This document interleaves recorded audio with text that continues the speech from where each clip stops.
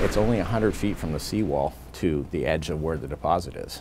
The deposit activist Ray Lutz is referring to is where Edison plans to store 3.6 million pounds of nuclear waste at San Onofre. The permit from the California Coastal Commission for the storage is for 20 years, but Lutz argues that the permit is practically permanent because there's no long-term nuclear waste storage site in the United States. They don't know if it will be removed in 2051 as they're planning, or even for many decades after that.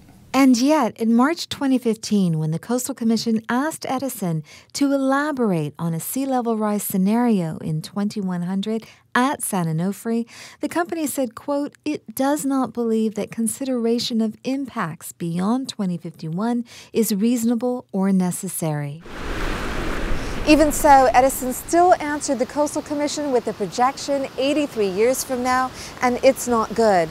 Edison wrote that this site is expected to be inundated by the turn of the next century if there's no seawall. And while there's a seawall here now, the Coastal Commission has not approved upgrading it to protect the radioactive waste deposit. Edison's response has left consumer lawyer Mike Aguirre perplexed. You know, you're saying that the plant's going to be inundated within the time frame that it may very well be there.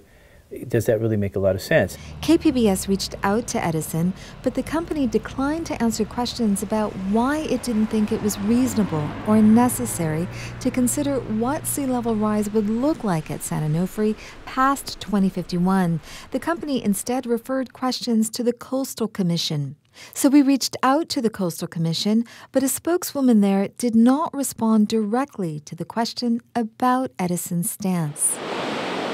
When it comes to sea level rise along the West Coast, California is particularly vulnerable. It's an international problem. Scripps Institution of Oceanography professor Helen Fricker says as the ice sheets on Greenland and Antarctica thaw out, California could bear the brunt of the rise, as much as 30% more than other areas. That's because of gravity and the way the Earth rotates. And in the next 3 to 5 decades, that could really start to ramp up, and we might start seeing significant sea level rise here in California.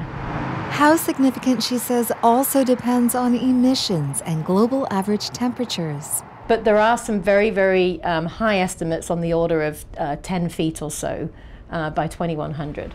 For San Onofre Nuclear Power Plant, that means a wet outlook. San Onofre is along a part of the coastline that is very exposed. It is rather hard to protect it.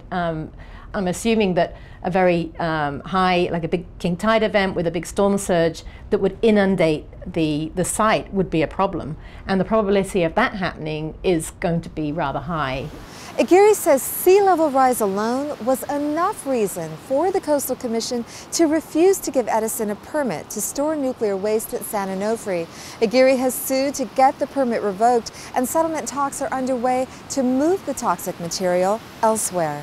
How can someone who cares about San Diego, who cares about the coastline, agree to put 3 million pounds of nuclear waste on the shoreline where they know it's going to be inundated, have no system in place for moving it, have no place to move it to?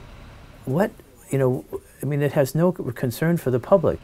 Amita, Sharma, KPBS News.